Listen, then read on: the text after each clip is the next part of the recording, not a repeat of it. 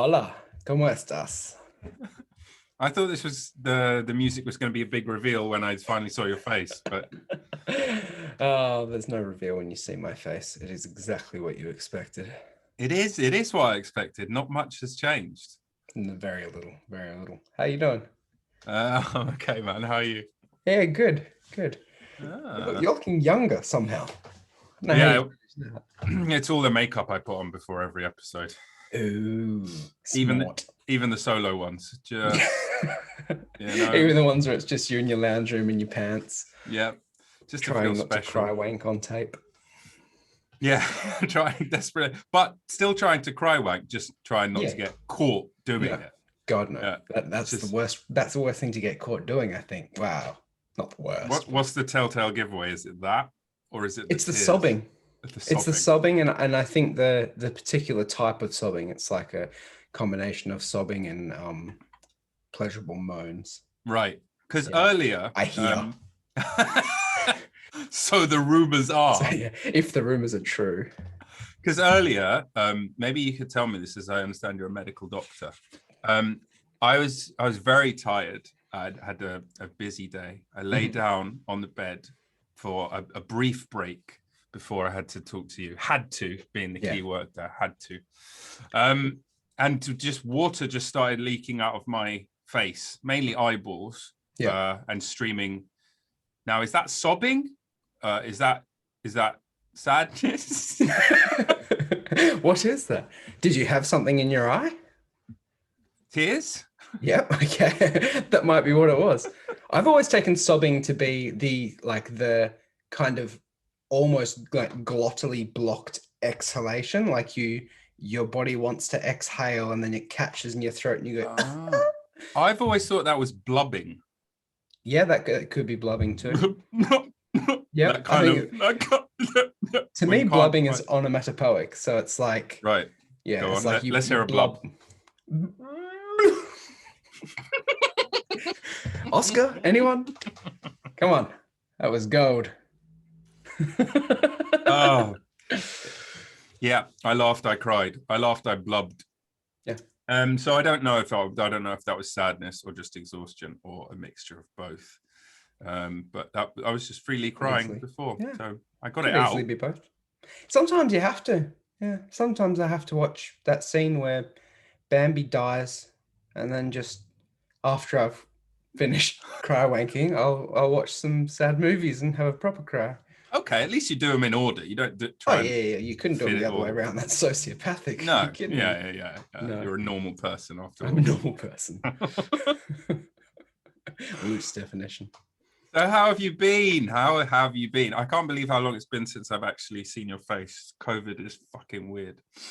It has been months. It's been since what? Nearly Christmas, yeah? Yeah. Must have been. Must have been a long while. Because we've had the whole fucking lockdown, haven't we? Yeah. And I've gone back to work. And you've gone back to work, yeah. Yeah. We had lockdown and then kind of lockdown and then we're still, like, you can't do fun things, but you have to go and do the stuff you don't want to do.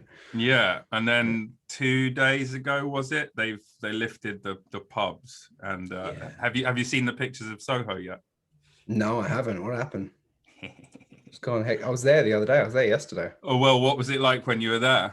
It was marvelous in the sense that it felt like it was trying desperately to return to normalcy, the normalcy from prior to COVID. But the characters were out. They're comparing it to like VE Day. I don't know what that is. That stands for Victory in Europe Day. That's when the Nazis is that a World War II thing? Officially defeated. Yeah. Officially defeated. I don't think they were ever officially defeated. If modern history if recent history has been anything to go by, I think that might have been a premature celebration. But that's what these poor fools are comparing it to. I think I know that, man. Anyway, let's not get bogged down. Here's a picture of revelers in Soho, and the title is "No Social Distancing, No Masks, Anger and Joy as Soho Streets Packed with Revelers After Lockdown Eases." I mean, what do they expect the people to do? To wear their masks and eat underneath the mask? Yes. I'm always like when people put these different measures into place or then rescind those measures, I'm always fascinated to hear the reactions, because I'm like, what are you expecting, and how is reality not meeting your expectations? And how are your expectations wrong? Because it's not reality that's wrong. Reality is just reality.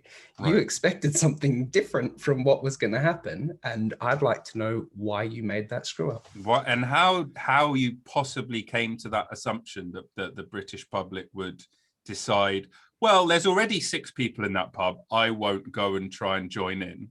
Yeah. Who's doing that? That's not going to happen. These places have been booked out for months, so this shouldn't come as a surprise to anyone. God, no. And I mean, let's face it, outside, you walk down a narrow path outside, you're in closer contact to more than 6 people on your casual, what is it, allotted 15 minutes of daily exercise that you're allowed during lockdown. Then you are there. I mean, at least everyone's facing and the their own transmission outside is, what is it, 1 in 1,000? Yeah, it's very small.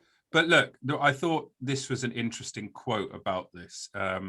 Maybe you want to read it. Here we go. Look. US/British playwright and broadcaster Bonnie Greer, who lives in the area, tweeted her concern. Humble brag, yeah. Living in Soho, you're doing pretty good for yourself. Feel sorry for these people jammed up in the road at the end of my street, she wrote. No social distancing, no masks, landlords dancing around in glee like the chorus of the Royal Ballet. Cops have given up, choppers overhead trying to gauge the crowds. I guess it's sad. It doesn't look sad to me, judging by the pictures. Everyone looks to be having a marvelous time. Even that cop in the middle has kind of like I'm trying to look tough, but I just want to squeal like a little girl. Yeah. These people don't look sad. Nope. Even these policemen don't look, they look actively happy. Perhaps the young lady is sad that she is at home rather than out with the revelers. Maybe Miss Greer has mistaken her own sense of I don't want to say jealousy, but there I've already done it, for something else. I mean, but although perhaps she is genuinely concerned. I guess. I think part of what rubs me the wrong way about this quote, the thing about landlords dancing around in glee, like the chorus of the Royal Ballet, it's like, well, they haven't made money in a year. Yeah. Like, this is finally some custom.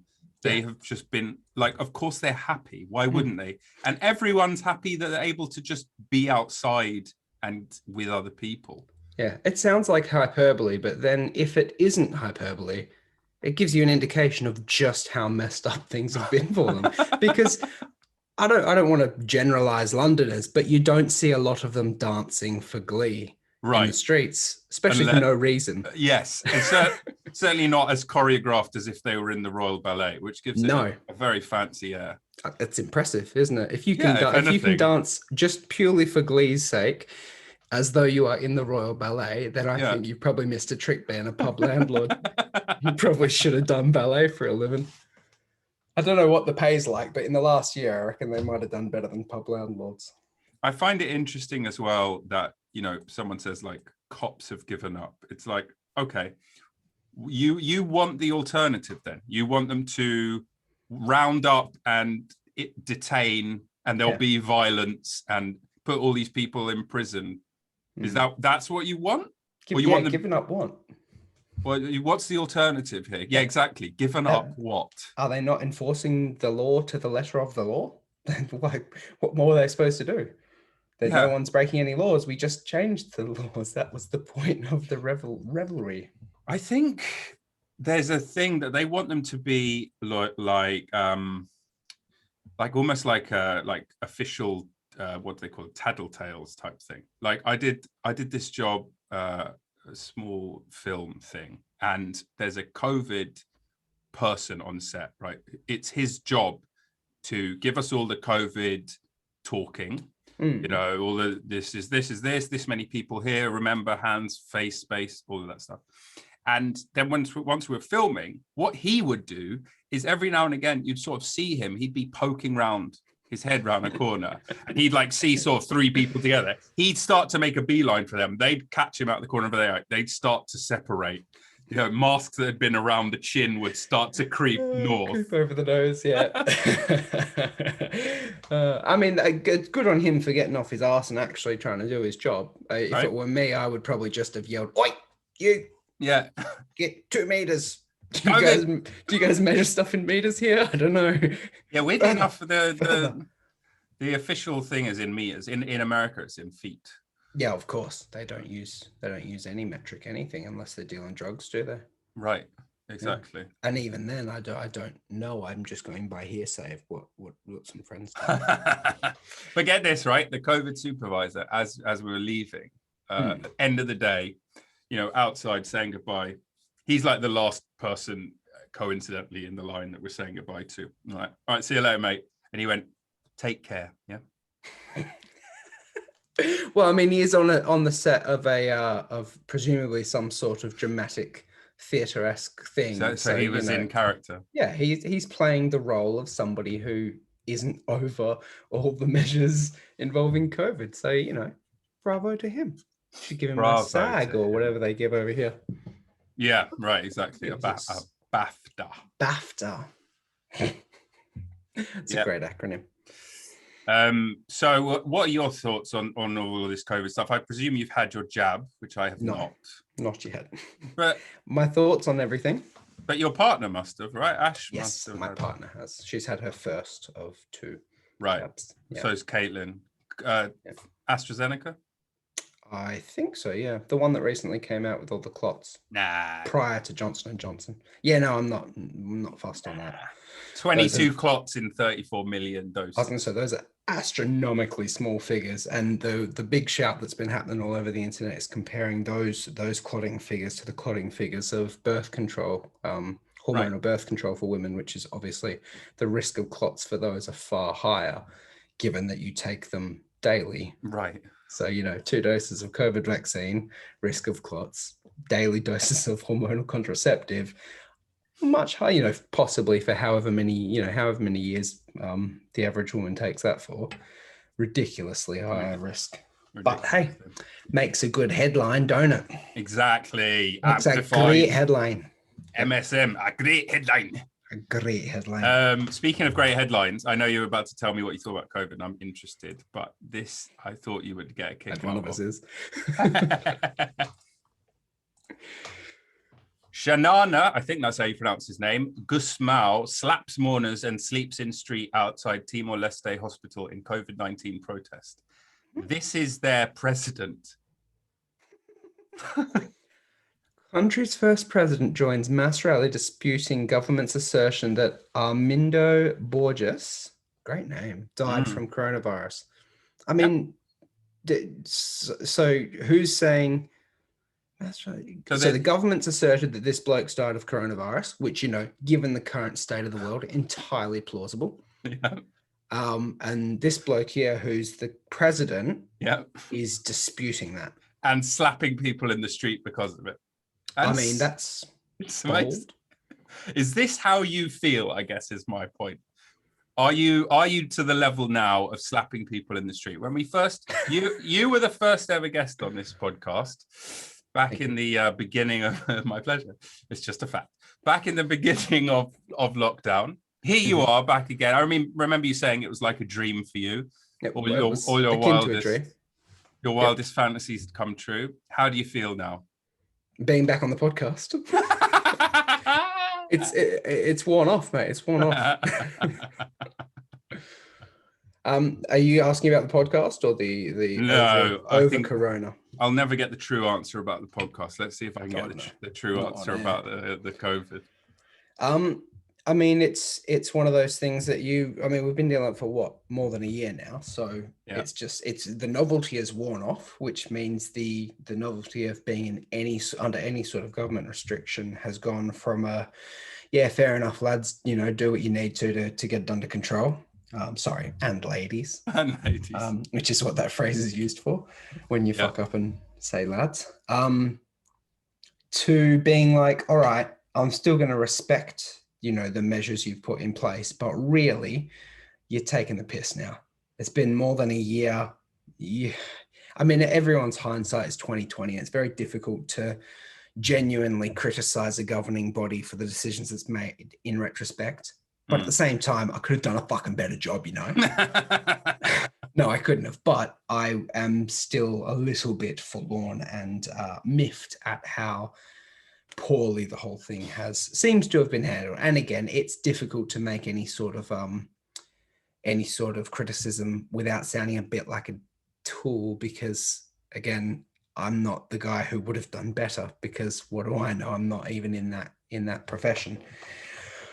But as a citizen of this country, I mean, I think it's my right to isn't it? Yeah, government. it's your right, and I think it's fair enough to expect the people in charge to do a good job of being in charge. Just a better job.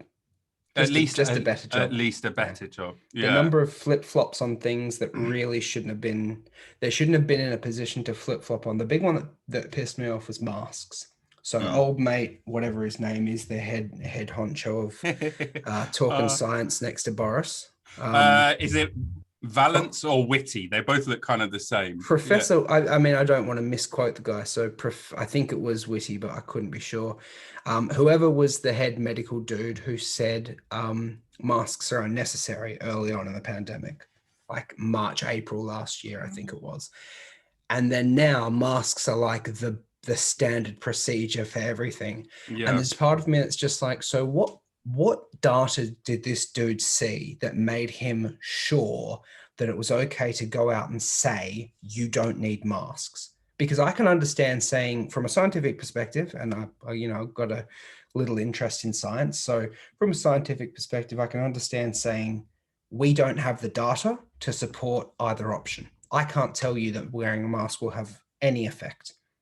I don't have that data. I can understand saying that, because if you don't have data for something, scientifically speaking, you can't make a comment. You don't have anything to back it up with. Right. But to go out and say, you don't need masks, don't bother with masks. And yeah, just to clear it up, that is true. So 4th of March, 2020, Chris Whitty instead advises people to regularly wash their hands, tell public not to wear masks. Yeah, and I would just love to, I'd love to ask the dude, what made you so sure that you could say that to the public with confidence? And then obviously in retrospect, he's had to not only rescind that, but mandate the wearing of masks in enclosed spaces. And now they kind of advise even two. And the washing the hands thing, I mean, they still say it, but you're not going to catch COVID through your hands. You're going to catch it. It's far less likely. Yeah, it's going to through droplets in the air, isn't it? Yeah, so far more a mask. But here's the thing: even though it's a novel coronavirus, it still is a coronavirus, and like all coronaviruses, they're spread in the same way, and we know masks work for that. They've been around for ages. We already do, like you said, we actually do have some information about that. Yeah, it's a new one. It's different in certain ways, but it is also similar in certain ways. What annoys me is the certainty. What I could have been okay with was him saying, we don't know that masks are going to be effective at this stage. We're not advising them because we don't have any data to suggest that they are a necessary measure. If he'd said something along those lines, I'd have been like, well, yeah, fair cop. If you don't have the data, you can't advise. That's just good science. Yeah. Even if you have a hunch, you're not supposed to go on the hunch, because that's the opposite of what science is. But for him to have said, you don't need them, and then evidence comes through, oh no, you do need them. In fact, they're the main thing we need. Because at one point there was someone, and this is going back 6+ months, so I don't actually know where I'm getting the answer from. It might have been the CDC in America who had their own issues, but so one of the regulatory bodies said that if some ridiculous figure like 80 or 85% of people wore masks, you'd end the pandemic without needing a vaccine. It's like, just wear masks in public and the coronavirus numbers will fall, because it won't be able to spread. And I'm like, they also had the same thing that Whitty said. Look, this is from and that's the thing. March, the CDC reconsidering advice against public wearing of masks. Literally against. So not even saying they won't do anything. It's like, no, don't wear them. Yeah. Like actively. Yeah, and that's what I'm saying. Like, how do you have a stance one way and then you have to flip flop to the exact opposite? Because either you got some incredibly wrong data that informed that initial erroneous decision, or you just made a stab in the dark and went, "Nah, should be right, mate. Don't Or worry there's about it." some more nefarious reason underneath it. I mean, look, if there's nefarious reasons, then everything that we're speculating about is kind of moot, isn't it? Okay, I'm not going full 5G or anything with that, but I do remember early on that there was PPE shortages. Yep. So Could have been that. No, that's a fair point. Which I don't think is the right thing to do. You should, the ends don't justify the means. And then if you put one message out there and then later on you're like, no, forget that. It's the complete opposite. People are like, well, why'd you say the other thing? You're going to erode all kinds of trust, even if it's like, well, we're running out of masks. Yeah. That still doesn't sort of. And in that case, you would say masks are a necessity, but we need them for the staff who are fighting it on the front line. Yeah. Everybody stay home. And if you have to leave, wrap your face in a scarf. Or wear a bandana around your face or whatever, which I see people do anyway, and they get away with that. Because I think it's like a 3-ply mask is like the minimum standard. Yeah. And very few people have or wear those. But I mean, anything covering it's physical droplets of moisture. So anything that is blocking your exhaled breath, or a cough or a sneeze, is going to be mitigating spread to some extent. If they just said that from the get-go, it would have, I don't know. In retrospect, it makes me question the entire, it's just a bit arrogant to have one answer based on presumably no data, and then to 180 on it based on data, presumably again. So whichever screw up it was, annoys me that screw up was made. That really pissed me off. But the rest of it's fine, Yeah, you're finding a way to operate. Because you're working in a school at the minute, aren't you? So twice weekly tests, students in masks, you in masks. Yep. The whole thing. That's it. What is it like? Is it Orwellian or is it fine? It's fine, really. I mean, kids are hugely resilient, especially the ones that I'm around. They've got they moan, half of them moan like the staff do, and everyone gets on with it. Some people have an opinion this way or that, but everyone does as they're told for the most part, and they adjust, they adapt. That's what kids are good at. You put them in pretty much any scenario and they'll come out with some semblance of adaptation to that scenario, because that's just how they are. Who do you think will be the worst affected by this in the long term? Like what age group? I mean, obviously people who've actually got COVID or long COVID, or they're the worst. I didn't mean it like that. I meant sort of developmentally. Like, I feel sorry for like people who've just graduated from high school or something, right? That'll be rough. That's a rough group. Yeah. Kids who are just joining a new secondary school. That seems like, how the fuck year sevens from last year. Yeah. Who do you think? I mean, it'd be hard to pinpoint one specific demographic, and I think it's probably most accurate, but least interesting. It's probably most accurate to say anyone who is in, as you've said, a vulnerable position. So if you're in a transitory phase, I think both are fine. If you're in a transition from one stage to another, or one style of living to another, you're probably going to have a rougher time of it.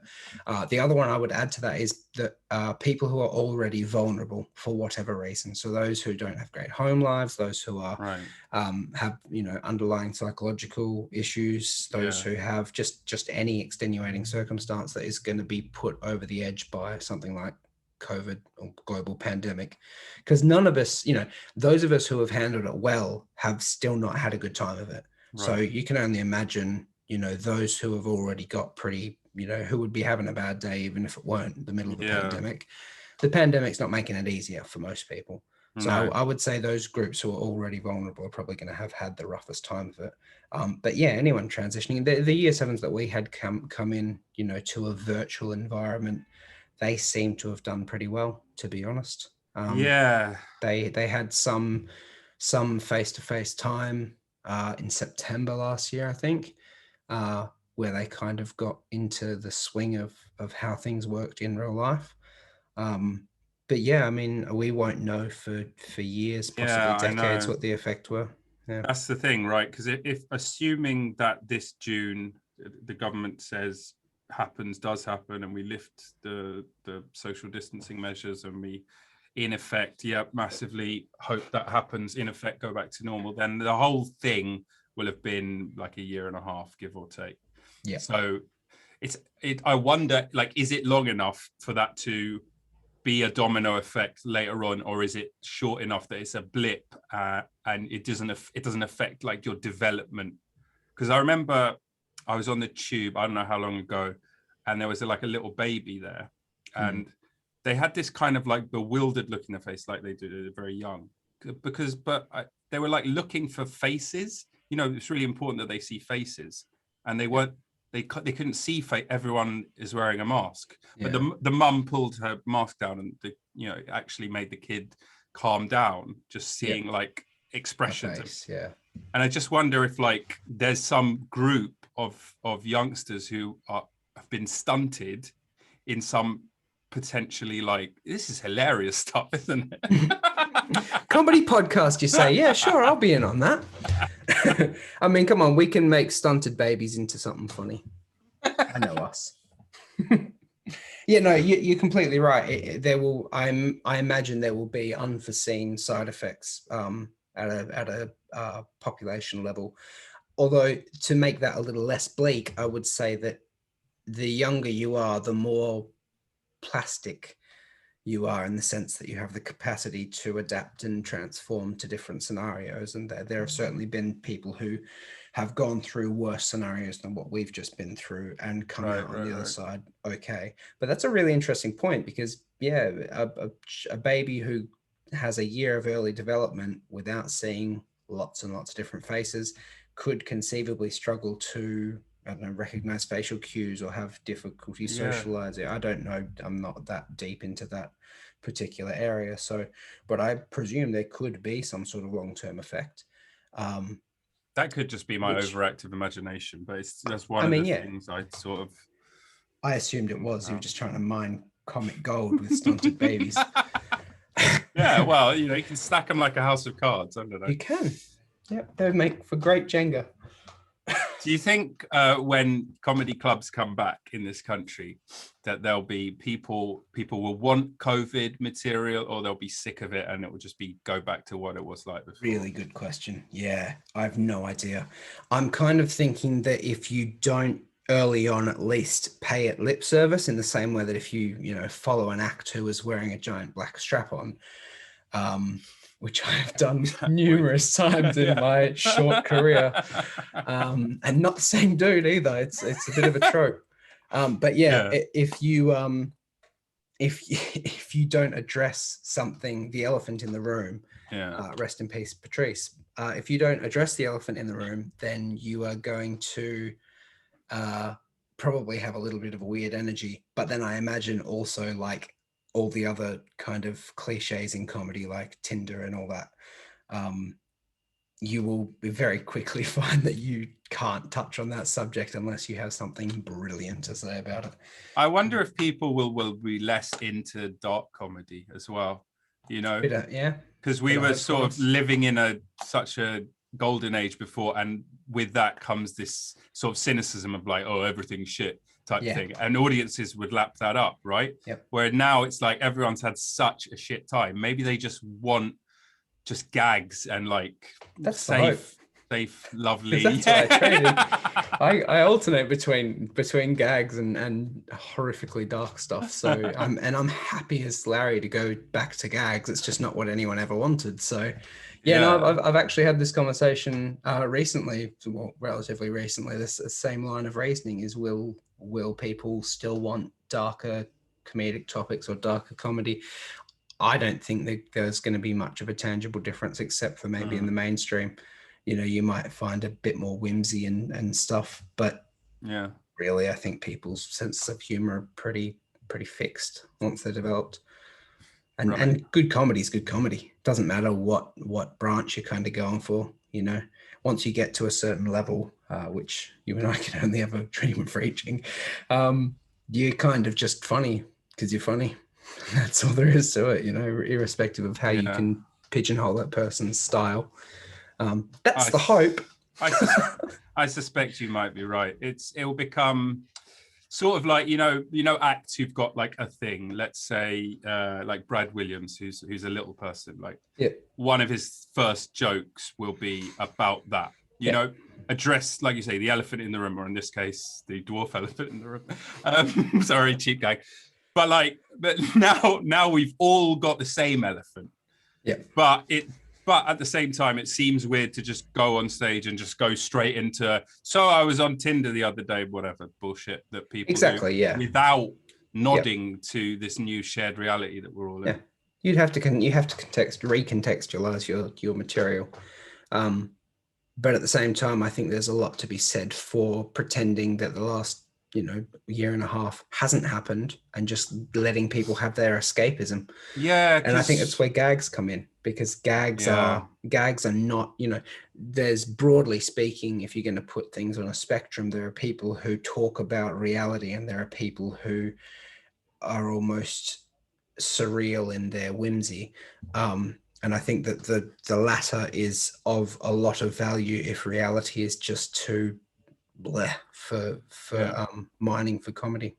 Yeah, because a proper gag works just in and of itself. Yeah, it's internal. It's not. It doesn't require any external context. You build the context into it. Yeah. You just need shared language or a shared. Sometimes you need a shared external context or a shared understanding of something. But yeah, I mean, gags. That's why I like gags, because gags are gags. You can tell them. You can send them in a text. You can tell them on stage. You can, unless they pivot off a particular inflection or a particular pun or something, they're pretty universal. Yeah. I introduced a friend to Mitch Hedberg the other day, who never. And he's a gag machine, but also has that amazing unique delivery. So it's like an extra bonus on top of just being a gag merchant. And it's like this is comedy from at this point, what, at least 2-3 decades? Yeah, and it's about 30 years, I think. Self-contained. Whereas like if you're watching an act from the same time do bits about Reagan, it's not going to have the same. But I think you're right about the I think there'll be a desire to have this like COVID adjacent reality, because like I was talking to a friend the other day about like TV shows that they liked, and they were like, I can't even remember. This is how much I wasn't interested in what they were saying. I can't remember the name of the TV show, but this is because they went, and this new season is all about COVID, so there's people in masks, and I was like, I just shut off the part of my brain that was actively remembering and just waited for them to finish so I could say, I don't want to watch that. Yeah, pretty much. I think that, when you have that kind of, everything is based on the context of now or a particular time, you give yourself an end date. You give yourself an expiry date for when that material is going to be just, people are over it, or people don't understand the context of it to get what is being said. Yeah. Or sensibilities change, like we were talking obliquely about Patrice O'Neill. His kind of stand-up probably wouldn't get the same reception, or probably would have had to evolve if it existed in the modern 2021 era. But if you can take yourself out of your own cultural context and watch his material in the context in which it was written and delivered, you can see the genius. He's brilliant. He's like, just from a purely comedic perspective, and it's boring as dog shit to intellectualize comedy, but fuck it, it's happier than COVID.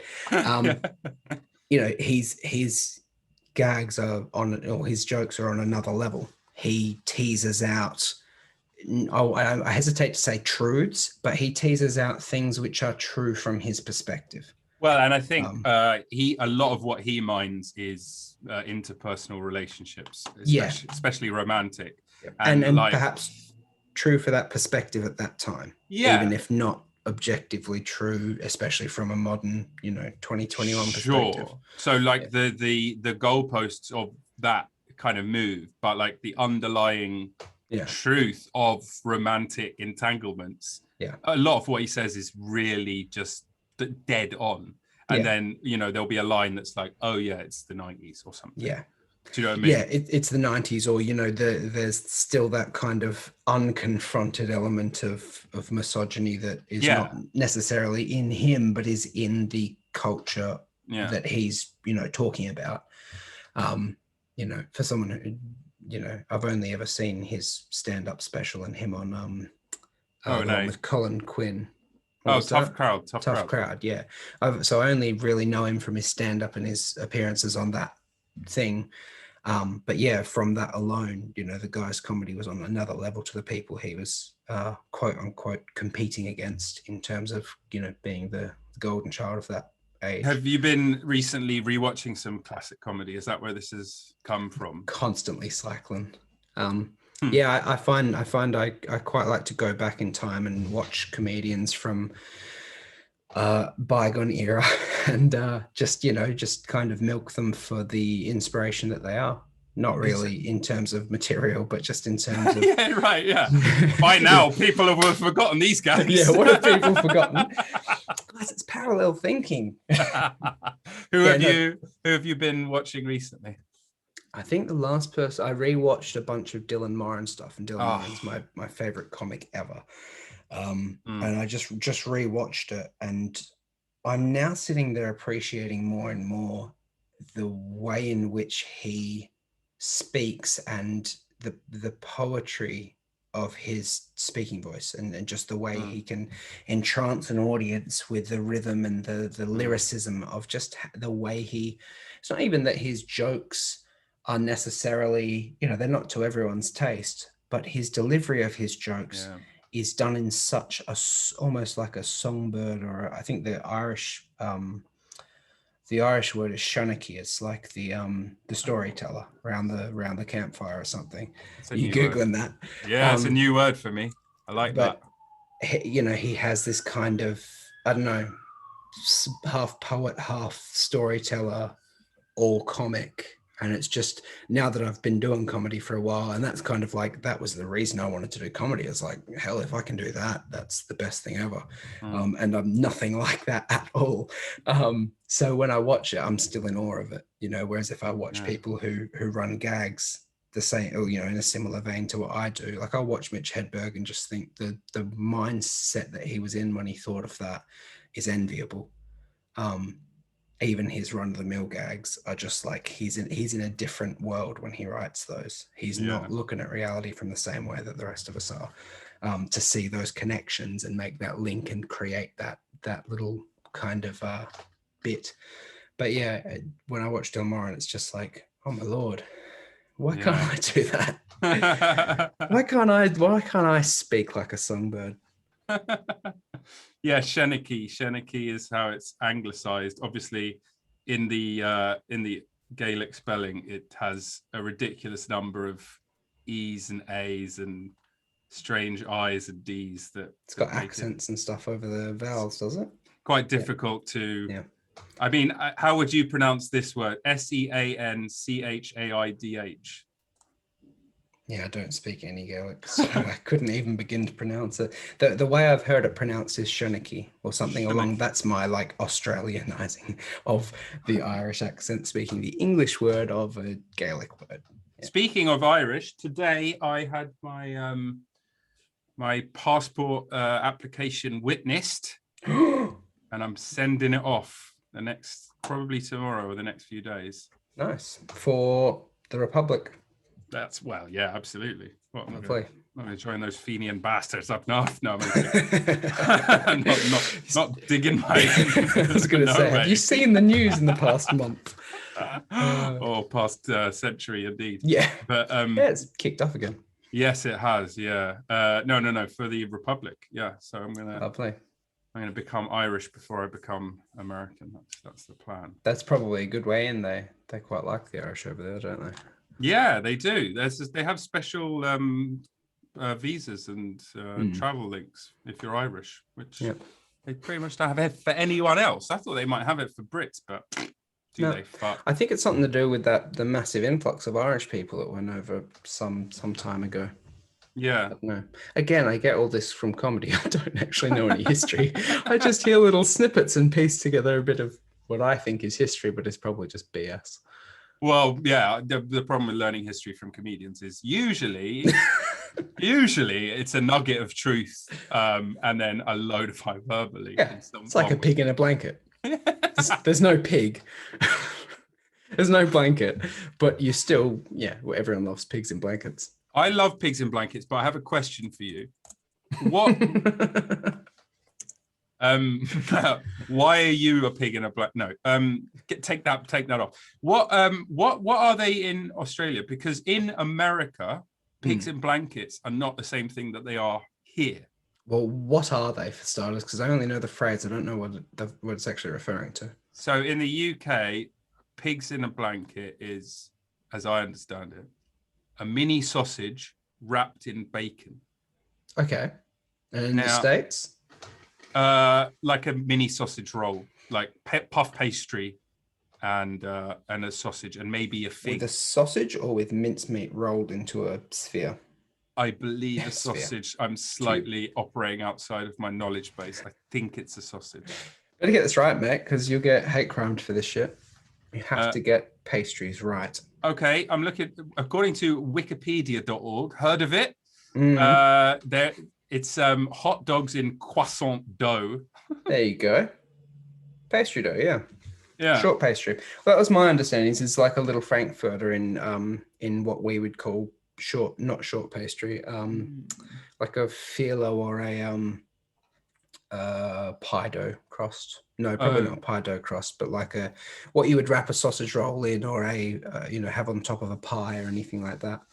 I see. Yeah, that's my understanding of it. Because we have sausage rolls are almost as big a deal as meat pies in Australia, but they're both separate things. So a sausage roll is a mincemeat log wrapped in. You make it sound so appealing. That's what it is, and when you have one, you know exactly what you're having. Wrapped in a kind of puff. I don't want to say puff pastry, but I guess it's a similar idea to I wouldn't call it a croissant pastry, but I guess if you bake a sausage in it, maybe it is. But it's that flaky puff pastry style dough, but it doesn't puff up huge. It's kind of layered. It probably is freaking croissant. What would you call a sausage wrapped in bacon then? A heart attack? What does that not have? It's a good Thursday night, Ruskin. Thank you very much. So we've done precious little actual laughing on this episode of the podcast. Overrated. I found something that I think you'll like, though. Speaking of laughing, it's called Simple Wikipedia. Have you heard of it? Yeah. Is that where everything's explain it like I'm a 5-year-old? Yeah. Type in black holes. Okay. See what comes out of Simple Wikipedia when you type in black holes. See what happens when you type it into normal Wikipedia. Just don't go Google. Here we go. Simple Wikipedia. A black hole is a region of space from which nothing, even light, can escape. Whoa. Slow down. That's a really good, simple explanation. That's like basic English. Anyone could understand that. It's a region of space from which nothing, including light, can escape. Nothing can escape it, including light, which is what gives it its presence of blackness. Yes. An absence of reflected light. Yeah. Okay. But I think that you're getting a bit complex there for Simple Wikipedia. Perhaps.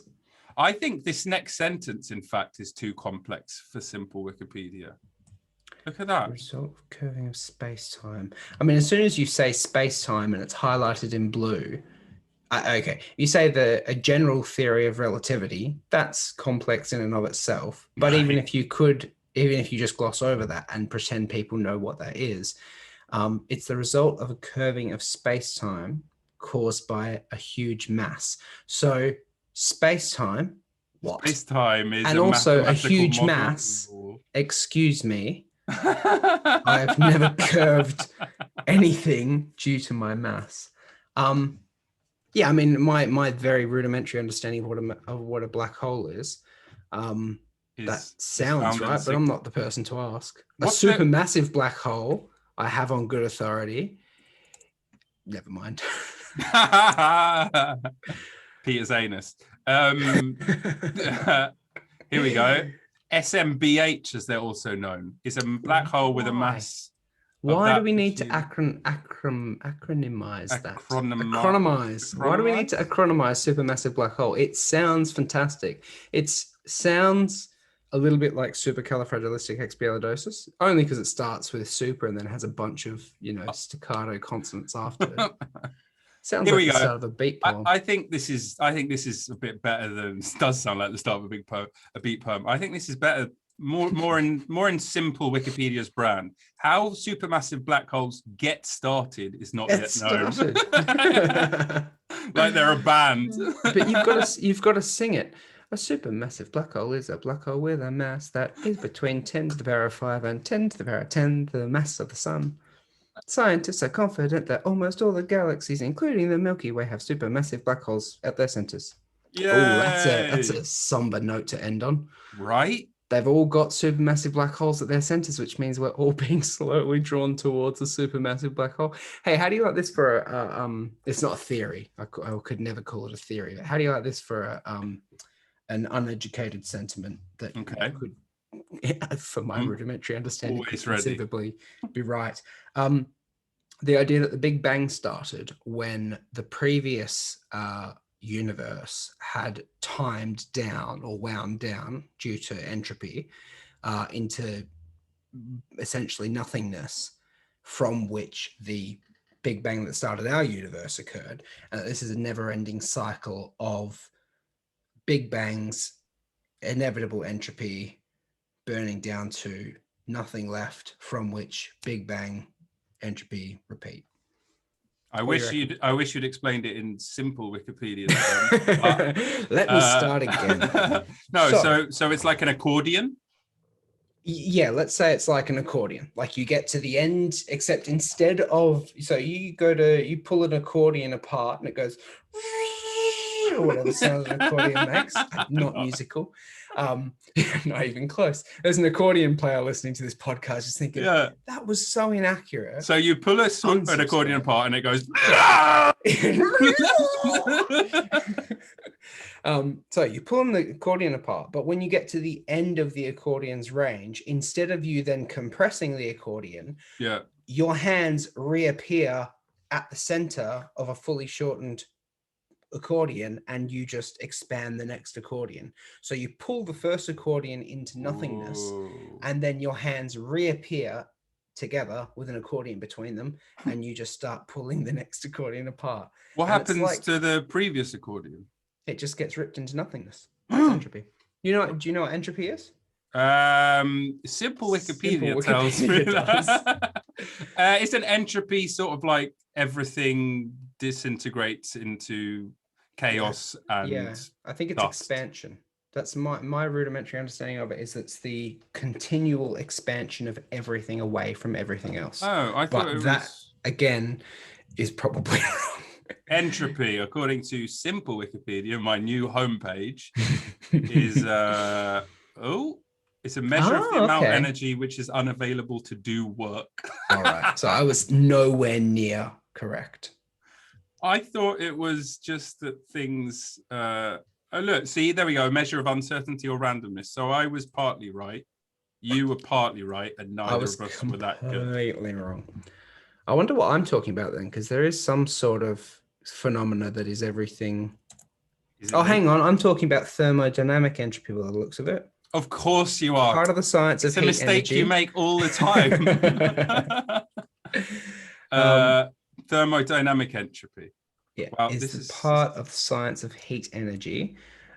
Is a measure of how organized or disorganized energy is present in the system of atoms or molecules. It is measured in joules of energy per unit Kelvin. Simple, wait, Wikipedia? Wait, entropy do this. Do this. Third law of, okay. Imagine that a group of molecules has 10 units of energy. If the energy of the molecules is perfectly organized, then the molecules can do 10 units of work.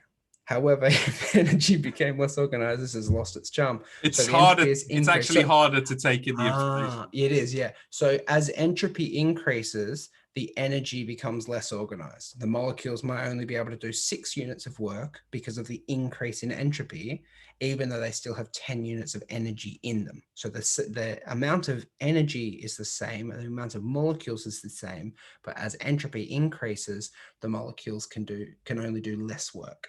I like this this cup of tea analogy. The tea has a lot of energy compared to the room the tea is in. Over time, the heat in the tea will spread into the room. The tea becomes colder. Once the tea became cold, there's no more heat. The tea has reached total entropy.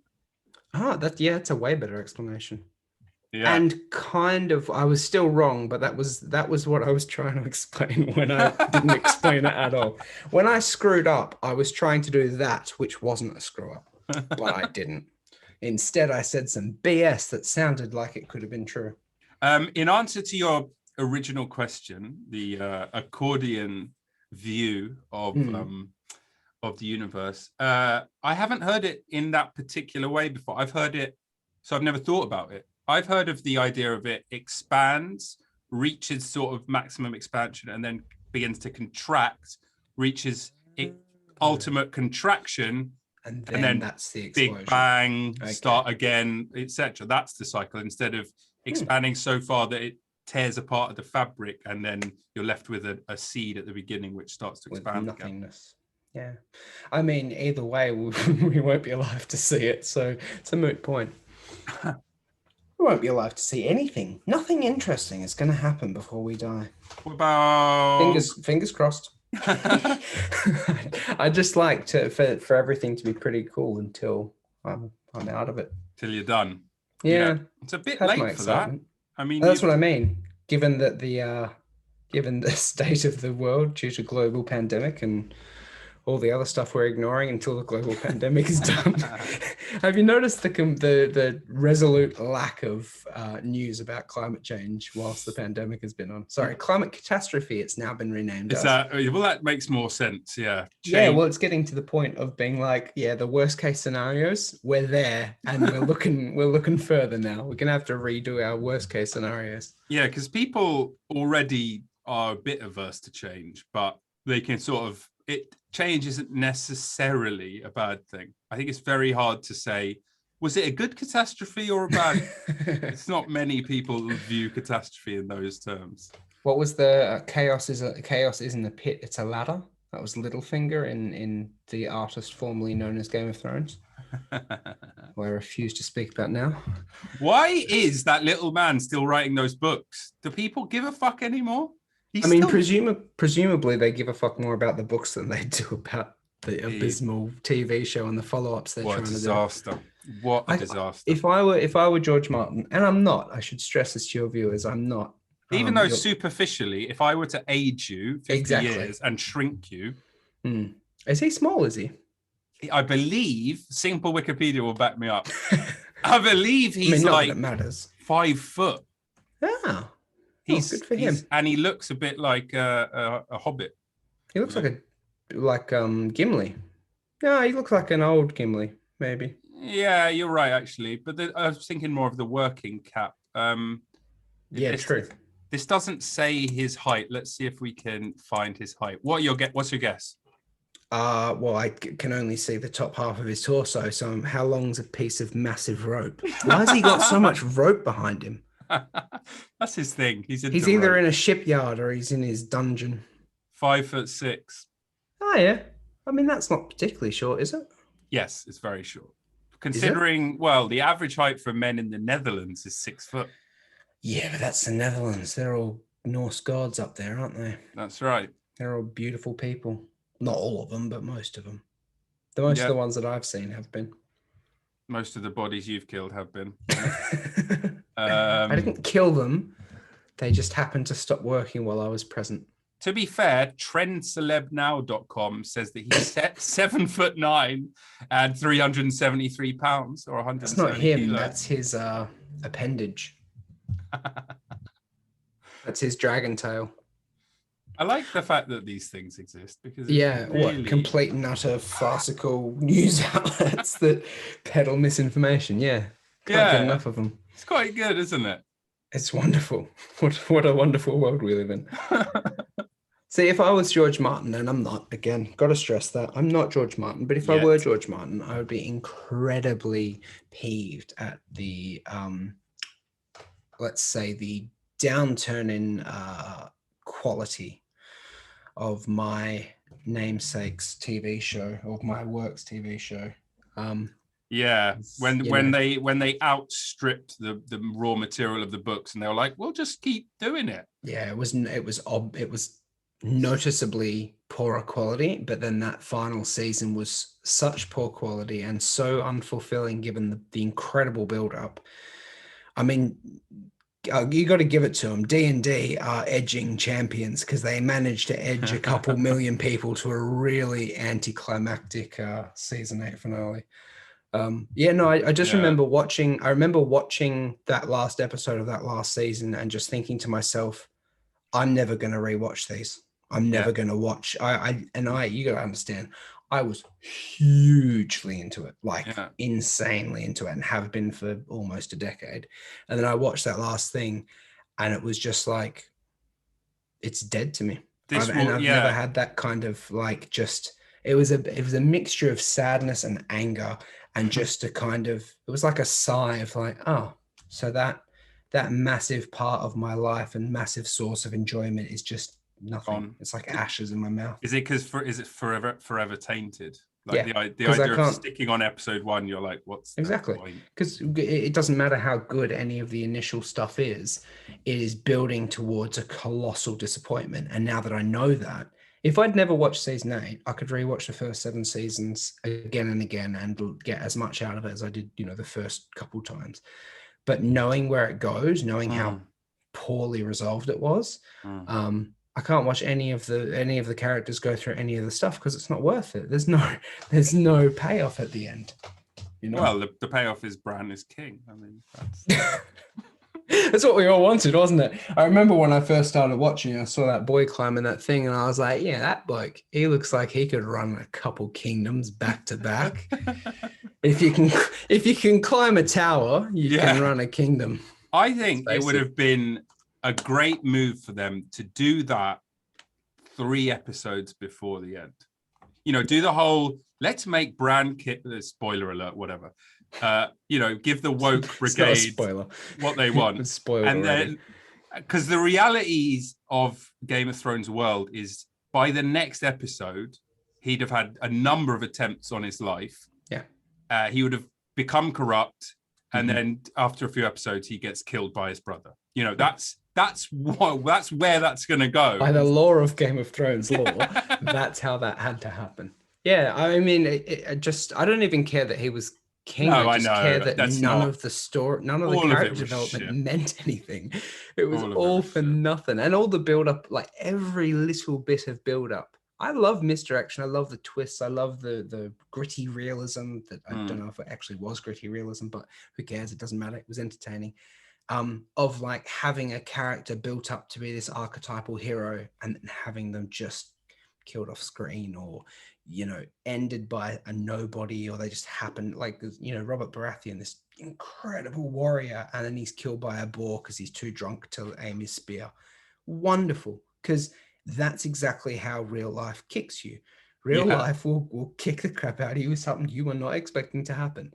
And I think that's fantastic to put that in a fantasy setting. Absolutely. Especially in one that's so high profile. But then to turn everything around at the 8th hour in this case and have it all just be real fairy tale and romantic and not link up to any of the previous stuff, and just have characters who have been developed for 8+ years, behave in a way that is not explained by any aspect of their character development. That's like, okay. I know. We could actually genuinely run through all the main characters, and it does actually apply. Let's not. You know what? What I thought of when you said that is I visited this castle however long ago in Slovenia. I'll show you it. It's fucking amazing. It's built into the side of a mountain. It does sound incredible. Which is just astonishing. I think I've spelled it slightly wrong. I think it's Postonia, and I've done Postjama. I don't know. There he is, Prejama Castle, which is fucking epic. And then when you go there, you're like, wow, look, it's a fucking castle built into the side of a mountain. Yeah. And you sort of think that's amazing. And then you go in and very quickly you realize, oh, living here would be terrible. Everything is damp. There's moss growing everywhere. Yeah, it's absolutely. dark as fuck.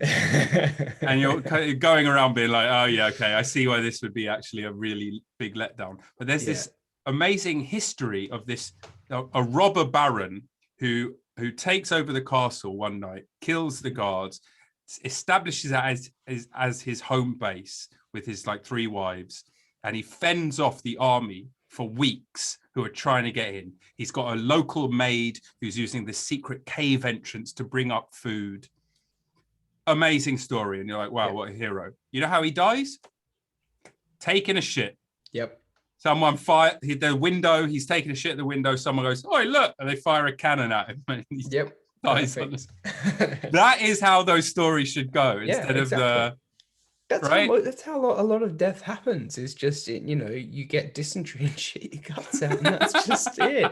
You're still a human being. It doesn't matter how heroic your mythos is built into. You're still, if you are a real character, a real life human, you are still a real life human. You're subject to all the same physical laws as everybody else. And I love it when that is the kind of thing that, you know, you've got these epic stories and they happen to gloss over all the icky parts of life. Or they'll play up certain icky parts to make themselves seem gritty or grim. Yeah. And like, I just like it when occasionally there's a little sliver of reality in a fantastical story that's like, it's not garish. It's not there to be, it's not there to show off about how, you know, gritty it is, but it gives you that sense of like, oh yeah, this is all the real, it makes everything else seem better. It makes everything more tense because I think that's fair enough. People are, you know, the stupid response, the simple Wikipedia response to what you said is, you know, people are like, oh yeah, there's dragons in it though, so how realistic can it be? It's like, no. Have you been to Australia? Yeah, there are dragons. Like, fuck you. There is some fierce creatures around. Yeah. No, but it's like in the world where dragons do exist. Yeah. That's just a thing that exists. That's no longer stupid. Yeah. It's stupid to have narrative jumps that don't make sense in this world you have created. Yeah. And then to be like, that's why people hated Lost. They just started breaking their own rules. Yep, exactly. You have to have internal consistency. And even if you have an open magic system, like Game of Thrones has an unexplained kind of, you know, vague magic, you know, abilities in the world, they have to function by a certain rule, and it has to be pre-established, otherwise you lose all weight. You know, in the same way that Gandalf riding towards the Nazgul in Return of the King, and he fires that same white beam of light that he's used throughout any time you see Gandalf do some magic. Like, he's only got 3 or 4 spells up his sleeve, and that's his thing. That's what he does. It's like, this is some, you know, great and powerful demigod wizard thing, and it's like, yeah, but he can't just be a you know, a ringer for the end game. He can't be the dude who comes in and just like, check it out, I'm a fucking wizard. You know, otherwise the story sucks, because no one wants to see the massively powerful character just breeze through everything. Right. Yeah. There's no story to be had there. What, did you ever watch a program called Captain Scarlet? No. So do you know the Thunderbirds? Yes. So Captain Scarlet was like a Thunderbird. He was like, it was the same marionette thing. And he might even be in their extended universe for all I know. And look, there he is, Captain Scarlet. Right? Very James Bond looking.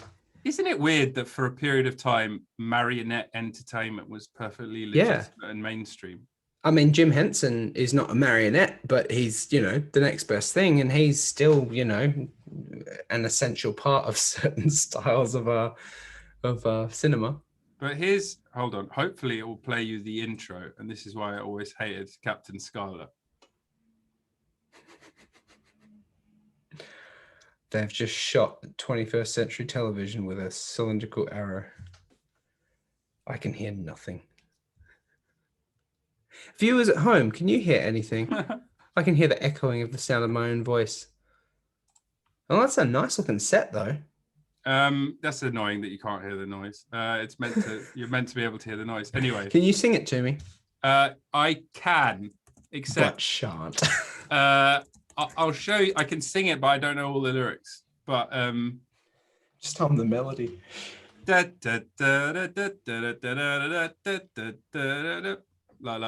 too upbeat.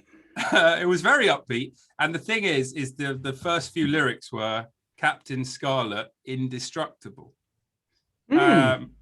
So the whole thing was you can't kill him, he can't die, nothing bad can happen to him. Yeah. So What's the point? What is the fucking point? What story are you telling there? That's why I never got invested in Superman, is that like the only way you're ever going to develop that character is if you A, kill people he cares about, or B, find a way to not have him be indestructible. Yeah. Or alternatively, and this is I think the route that The Boys went down, the TV show The Boys, is you have the Superman character become corrupted absolutely by the absolute power that he has, which is that old trope of, power corrupts absolute, power corrupts absolutely. And I think that's a much more interesting way to go with a character, is like, this guy's invulnerable and a superhero and a complete asshole. Just the worst person you could ever hope to meet.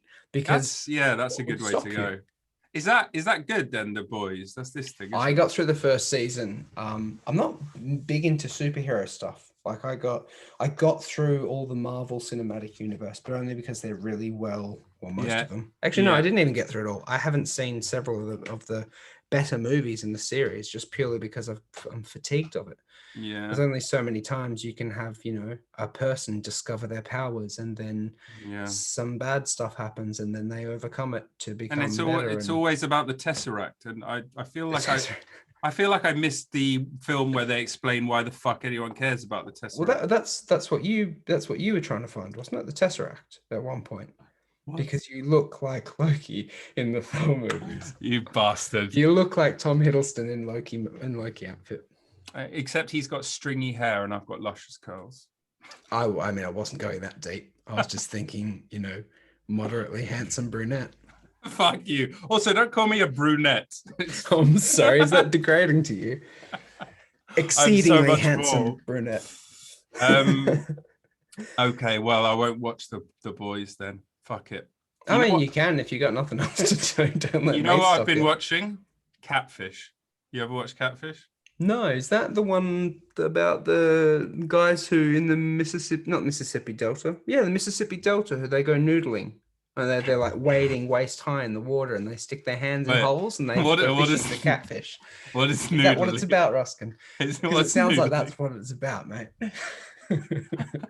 I got distracted, but I want a simple Wikipedia noodling, because I think it might be something different to what I'm describing. It's the weirdest name for a completely legitimate means of getting dinner, and has nothing to do with noodles in the slightest, to my knowledge, unless you're like wriggling your fingers like there's some tasty noodles for the fish. But yeah, noodling looks like it'd be fun. I've never done it. Yeah, I've never done it, and I don't know much more about it than having watched a couple YouTube videos, but apparently you're wading through a river system, you find a hole where a catfish might live, you stick your hand in the hole, the catfish bites you, you grab onto the inside of its head, and then you pull it out, and then you've got yourself a catfish. Oh my God, you're right. Yeah. Which is just the most novel way of catching a fish is, I want to eat that fish. But fair's fair. I'll let it eat me first. Yeah, I mean, at least the fish is going out on a high, being like, I'm going to have this, boy. Oh my God, I'm going to be eating on this for days. Yoink. Yeah, it is a method of catching catfish using your bare hand. This is catfish in the figurative sense rather than the literal. When the person you don't want to have sex with pretends to be someone you do want to have sex with and causes you to try and rendezvous with them for some form of intercourse. This is exactly it. Yeah, this is what they've made. They've made many series of it. It's on Amazon Prime. It's wild. Is it? Yes, it is. You know what? It's really interesting from a sort of psychological point of view, because it's not always what you think it's going to be, which is some horrific troll using a model's pictures and trying to bilk some poor sap for money. Yeah, it's by no means always that. Like it's average looking people looking for a genuine connection that they Yeah. don't think they can sustain with their average looking face. Yeah, a lot of it's that. So it's Yeah. kind of heartbreaking from that Yeah. point of view. I And think then there's a lot of that in the world. there's a lot of like vengeful exes as well, Oh, yeah. sort of like trying to lure in, or sometimes they're still going out with the person and they're like, I'm going to create a fake profile and try and honey trap them. Or the wildest one was the one I saw last week, which this guy was like, you know, he's like, okay, I've been in a relationship with this person for 6 years. They go and meet him. They're like, you know, he's like, I've got some concerns. We've never video chatted. You know, it's like, okay, well, that 6 years. And he's like, we've only chatted on the phone once. And she's Katy Perry. Sorry? Yep, it's Katy Perry. And he shows emails, you know, from perkatie@gmail.com or something, being like, Yeah. oh my God, my new single it launches today. I'm so excited. And this guy's like, see, she really, you know, confides in me. And they're like, right, give us the details and we'll, you know, they go off. They do some basic searching for who this person is. And it's this woman from England just using Katy Perry's pictures. They find the email address, they find the phone number associated with it, all of that. He's like, no, that doesn't sound right. They're like, right, we're going to go to England. Let's go and meet this person. They fly to England. They go to the countryside. They meet this woman. This woman goes, yeah, it was me. I was kind of doing it. I didn't think it was going to go as far as it did. And as you do. As you do. On a weekend, I'm always creating fake email accounts to convince people I'm a celebrity so I can engage them for 6 years in an online relationship. It's just a 6-year whim. Just a 6-year Yeah. whim. We've all had those.